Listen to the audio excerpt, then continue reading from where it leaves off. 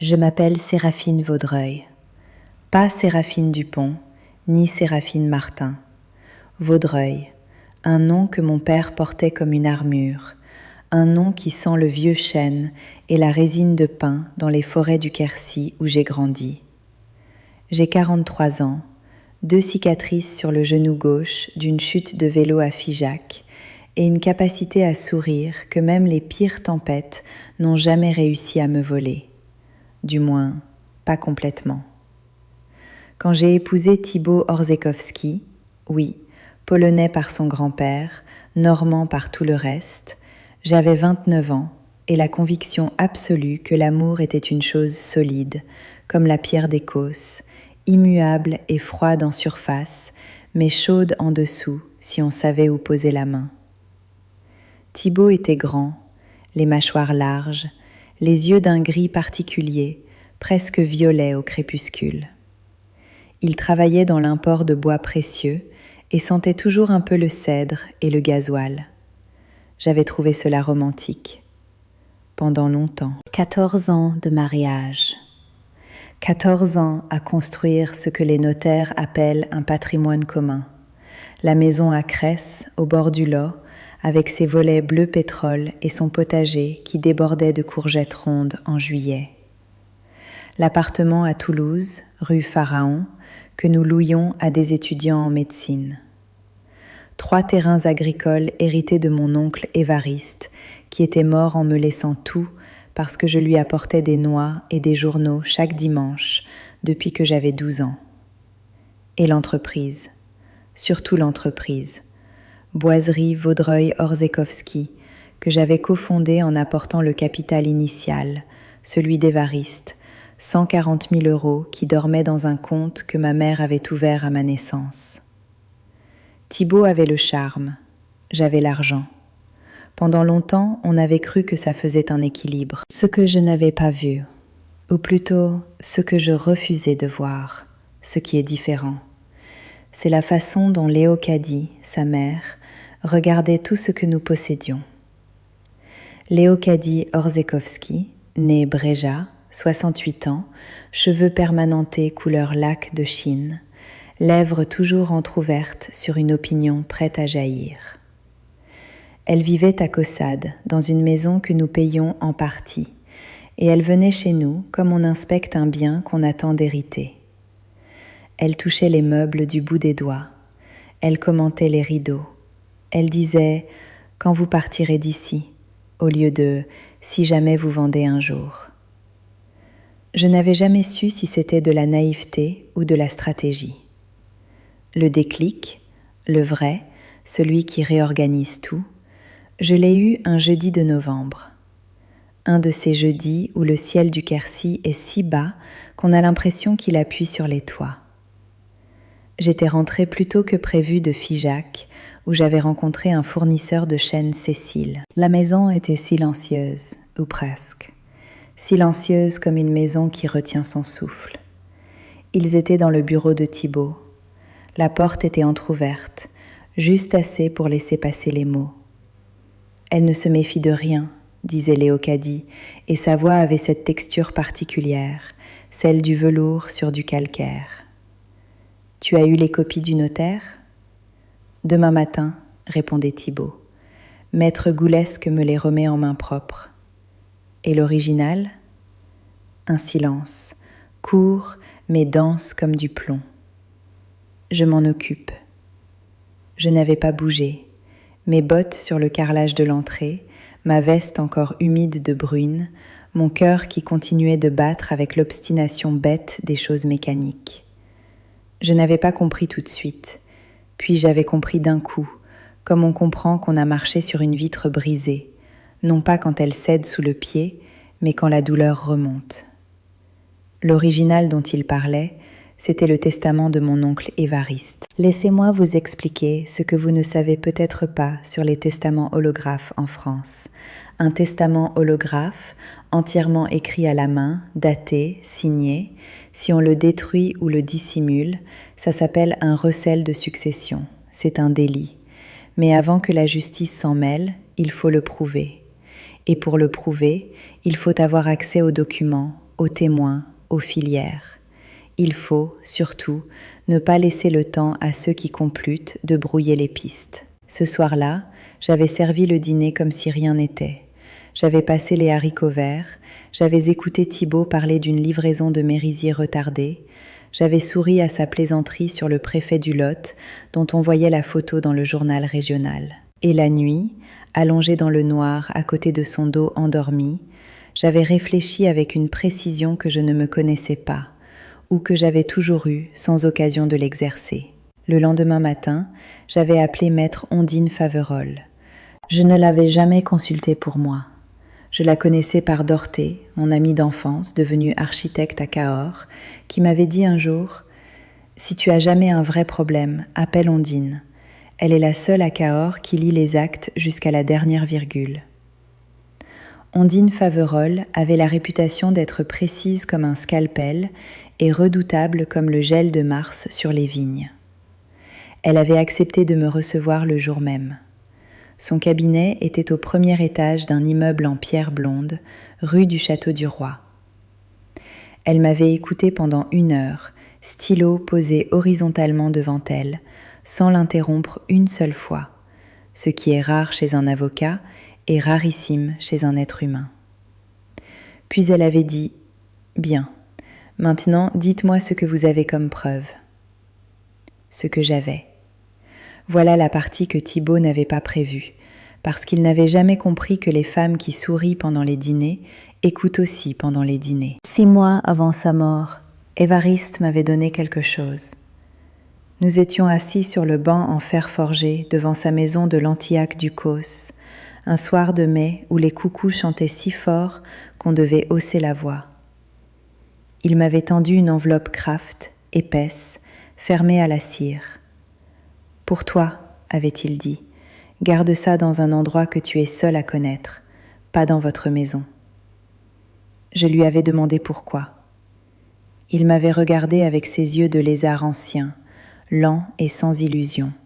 « Parce que je n'ai confiance qu'en toi. » L'enveloppe contenait une copie de son testament, notarié, apostillé, avec le cachet de maître Goulesque, le même Goulesque dont Thibaut venait de citer le nom dans le bureau. Évariste avait fait faire 2 copies, une pour lui, une pour moi. Et la sienne, celle que Thibaut cherchait à supprimer ou à remplacer, n'était pas le seul exemplaire qui existait. Ce que je découvrirai ensuite, grâce au travail d'Ondine Faverolles et d'un huissier qu'elle avait mandaté discrètement, c'est que Thibaut et Léocadie avaient élaboré leur plan sur plusieurs années. Ils avaient d'abord approché Goulesque, non pas pour le corrompre, le notaire était honnête, mais pour récupérer des informations sur la structure du testament. Puis Thibaut avait rédigé, avec l'aide d'un cousin éloigné qui travaillait dans l'impression, un faux testament holographe au nom d'Évariste, daté d'1 mois avant sa mort, dans lequel l'essentiel des biens allait à Thibaut directement, et donc, par extension, à Léocadie. La falsification était habile. Ils avaient copié l'écriture d'Évariste à partir de vieilles lettres.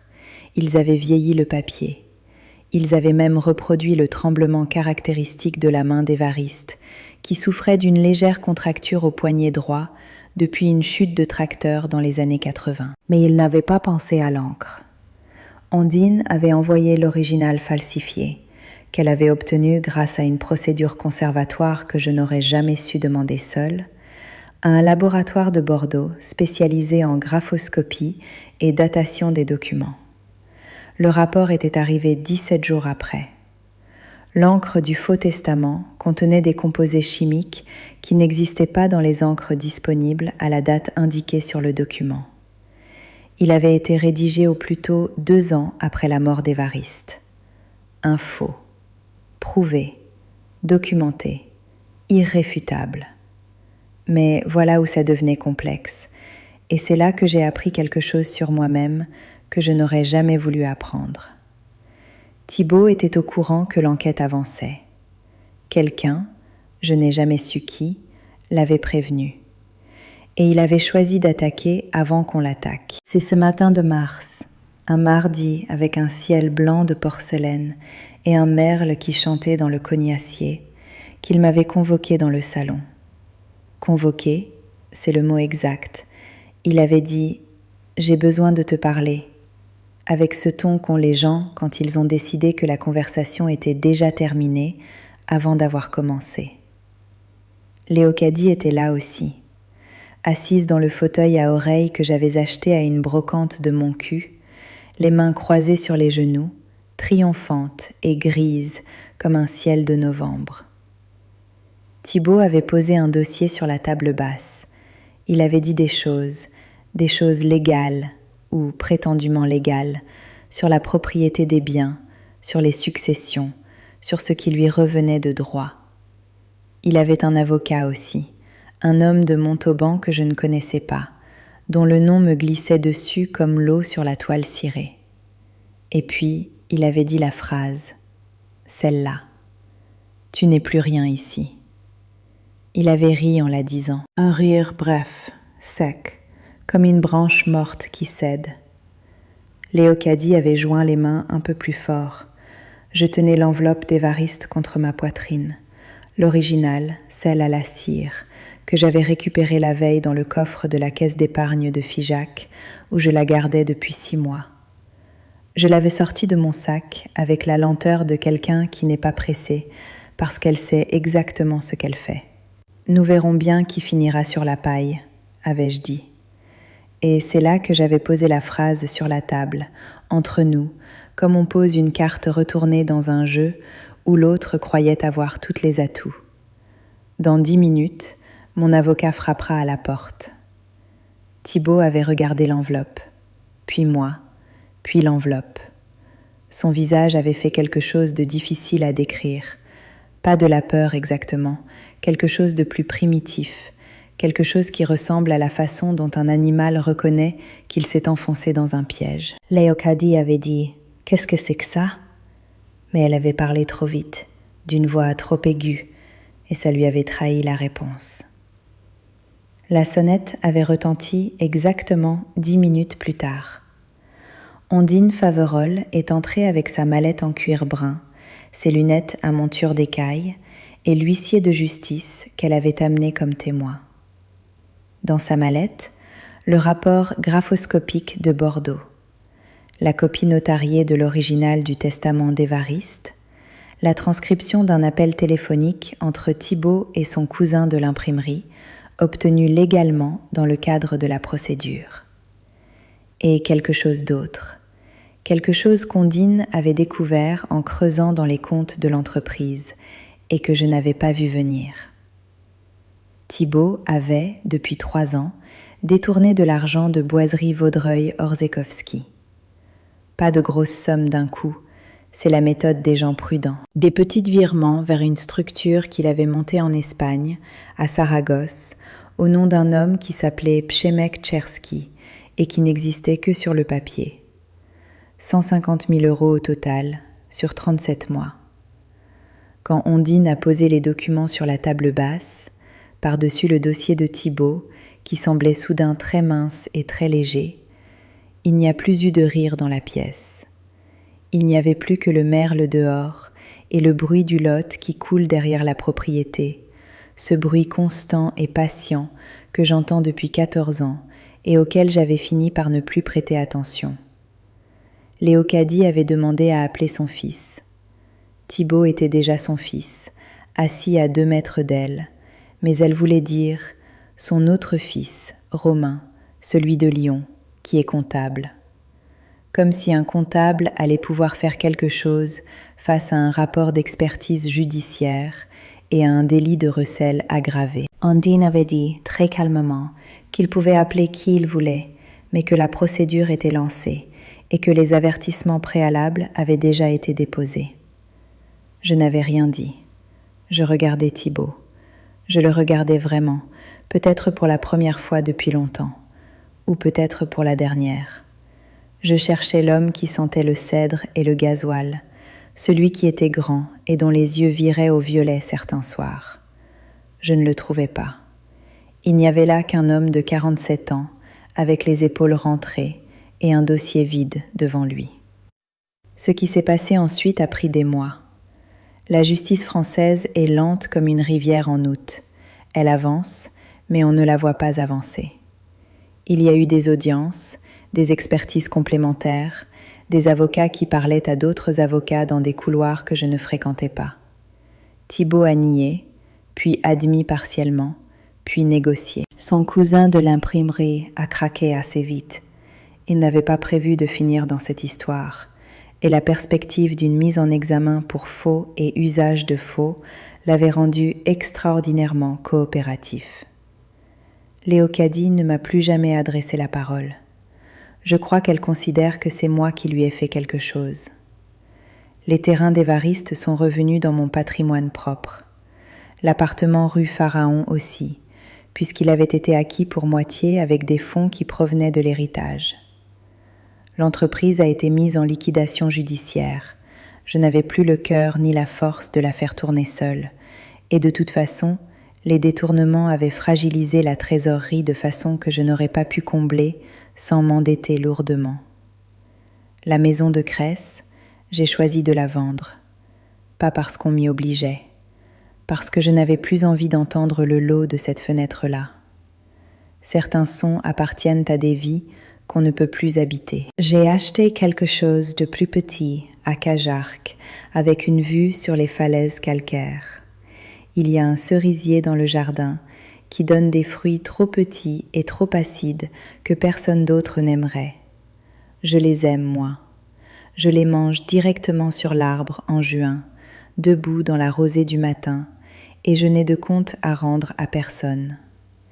Évariste m'avait appris, sans le formuler jamais ainsi, que la confiance n'est pas naïve quand elle est accompagnée de précautions. Il avait fait 2 copies de ce qui comptait. Il avait choisi à qui les donner. Il avait gardé les siennes dans un endroit sûr et m'avait donné les miennes avec des instructions claires. Je pense souvent à lui sur le banc en fer forgé, en mai, avec les coucous. Je pense à ce qu'il savait que je ne savais pas encore. Je pense à l'enveloppe qu'il m'avait tendue sans explication superflue, comme on passe un outil à quelqu'un qui en aura besoin plus tard.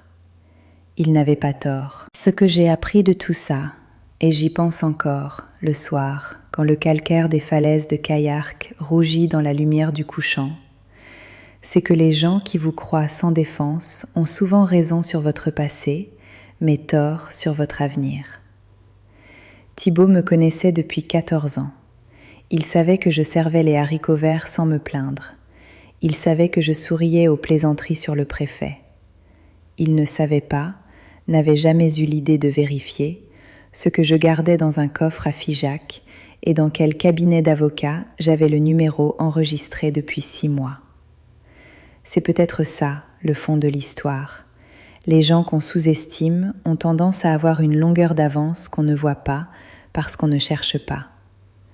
Je ne suis pas sûre d'être quelqu'un de particulièrement courageux. Je suis quelqu'un qui écoute derrière les portes entr'ouvertes et qui se souvient de ce qu'un vieil homme lui a dit sur un banc en fer forgé. Peut-être que ça suffit. Le merle chante encore le matin, ici à Caillarc. Pas le même merle, ce serait trop beau, mais un autre ou plusieurs qui se relaient sans se concerter et sans savoir qu'ils me font du bien.